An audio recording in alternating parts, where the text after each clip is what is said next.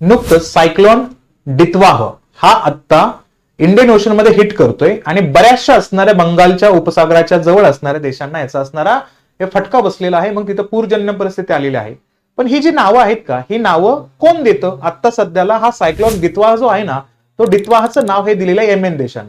मग ऍक्च्युअली हे नाव कोण देतं? तर यासाठी दोन ऑर्गनायझेशन काम करतात. एक आहे वर्ल्ड मेट्रोलॉजिकल ऑर्गनायझेशन, या ठिकाणी येतो तो म्हणजे WMO चा रेफरन्स, आणि दुसरा येतो या ठिकाणी एस्केप म्हणजे काय, याच्यामध्ये येतो मुद्दा इकॉनॉमिकल अँड सोशल डिपार्टमेंट आहे, जो एशिया आणि पॅसिफिक झोन साठी काम करतो.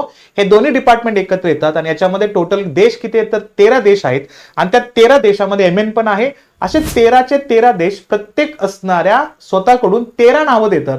असे 13 देशाच्या प्रत्येकाची 13 नावं, असे एकूण 169 नावं हे ऑलरेडी दिले जातात आणि त्यानुसार जिचं ज्या सिक्वेन्सनुसार हे नावांचा क्रम येईल का, ते नाव त्या सायक्लोनला दिलं जातं. म्हणजे इथं सायक्लोन कधी आला, कसा हिट करतोय त्याच्यावर नाव ठरवलं जात नाही.